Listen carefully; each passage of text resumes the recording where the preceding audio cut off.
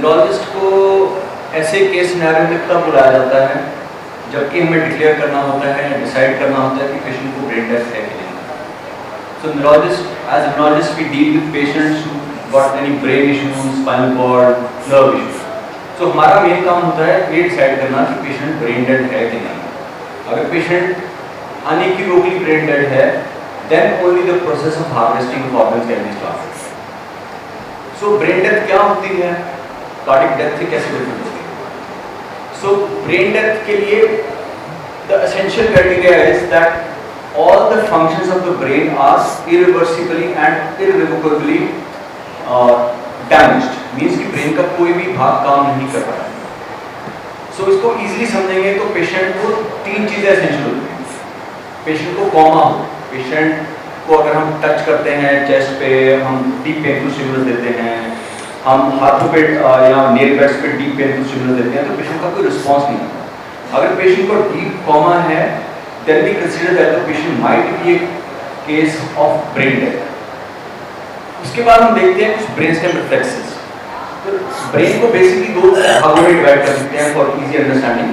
एक तो पार्ट होता है सेरिब्रम, सेरिब्रम का ऊपर का भाग जिसको ब्रेन का बोलते हैं, और उसमें हम देखते हैं पेशेंट को कॉमा है कि नहीं, और नीचे का भाग जो ब्रेन का होता है उसको बोलते हैं ब्रेन स्टेम। सो एक पहले हम देखते हैं पेशेंट को कॉमा है कि नहीं। तो irreversible comma is mandatory for us to go ahead with the procedure of diagnosing a patient to be brain dead or not.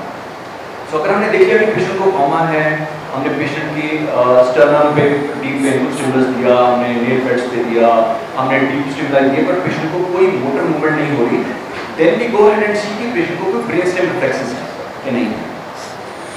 So brain stem reflexes में कॉमनली हम क्या चीज देखते हैं कि पेशेंट की जो आंख की पुतलियां हैं उनमें कोई इससे कुछ लाइट का रिएक्शन है कि नहीं। सो अगर कोई रिएक्शन नहीं है और पुतलियां मिड या टोटली डायरेक्टेड हैं तो पेशेंट को ब्रेन डेथ हो सकती है। फिर हम कुछ टेस्ट करते हैं जिसको बोलते हैं कॉर्नियल रिफ्लेक्स। हम आंख की कॉर्निया पे हम एक कॉटन को लेकर टच करते हैं, देखते हैं कुछ रिस्पॉन्स पेशेंट की आई में आ रहा है कि नहीं आ रहा है। हम पेशेंट को सक्शन करते हैं, देखते हैं पेशेंट को कफ रिफ्लेक्स हो रहा है, कुछ गैप रिफ्लेक्स हो रहा है कि नहीं। हम पेशेंट के कान के अंदर एक इरिगेशन टेस्ट होता है वो करते हैं। तो अगर हमें लगता है कि ओके पेशेंट को कॉमा भी है, पेशेंट का कोई ब्रेन स्टेम रिफ्लेक्स नहीं है, जो मैंने अभी डिस्कस किया कौन से कुछ मेजर रिफ्लेक्सेस जो मैंने आपसे डिस्कस किए, ये सब एब्सेंट है। So patient has coma, deep coma and patient has no brain stem reflexes, then we go. नमस्कार, मैं doctor Amit Sharma, senior consultant nephrologist, Fortis hospital Mohali से। इसके माध्यम से हम ये बताना चाहते हैं कि ये जो डिसीज्ड ऑर्गन डोनेशन हुआ है फोर्टिस में पिछले 6 महीनों में, इसके द्वारा 5 फैमिलीज़ ऐसी हैं जिन्होंने अपने नियर एंड डियर वंस की डेथ के बाद ऑर्गन्स डोनेट किए हैं, जिसके द्वारा 20 पेशेंट्स को नया जीवन मिला है और उनका जीवन बेहतर हुआ है।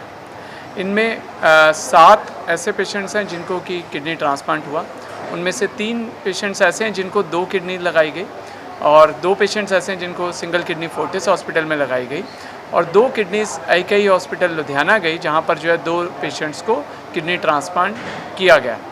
इसके अलावा 3 लिवर ट्रांसप्लांट हुए, जिसमें 2 लिवर जो है वो जयपुर भेजे गए और 1 लिवर दिल्ली में एक हॉस्पिटल में ट्रांसप्लांट हुआ, जिसके द्वारा जो एंड स्टेज लिवर डिजीज़ के 3 पेशेंट्स से उनको नई ज़िंदगी मिली। इसके अलावा 10 कॉर्निया डोनेट किए गए जो कि PGI चंडीगढ़ में गए, और जिसके द्वारा 10 लोगों को आँखों की ज्योति मिली। ये करने से फैमिली मेम्बर्स ने, उन 5 फैमिलीज़ ने 20 लोगों को एक नया जीवन दिया, उनके जीवन को बेहतर बनाया। एक हार्ट ट्रांसप्लांट भी हुआ था। वो पेशेंट उसने अच्छा प्रोग्रेस किया, लेकिन unfortunately because of other reasons उनके पेशेंट की जो और बीमारियां थी उसके चलते वो पेशेंट सरवाइव नहीं कर पाया। इसीलिए यूजुअली जब हम बात करते हैं कि कोई ट्रांसप्लांट सक्सेसफुल हुआ, इनिशियल कुछ पीरियड जो होता है शुरुआत के 1 से 3 महीना, उसमें कॉम्प्लिकेशन रिस्क सबसे हाई होता है। अगर हम बात करें तो उस समय में डेथ होने का रिस्क भी काफ़ी हाई होता है।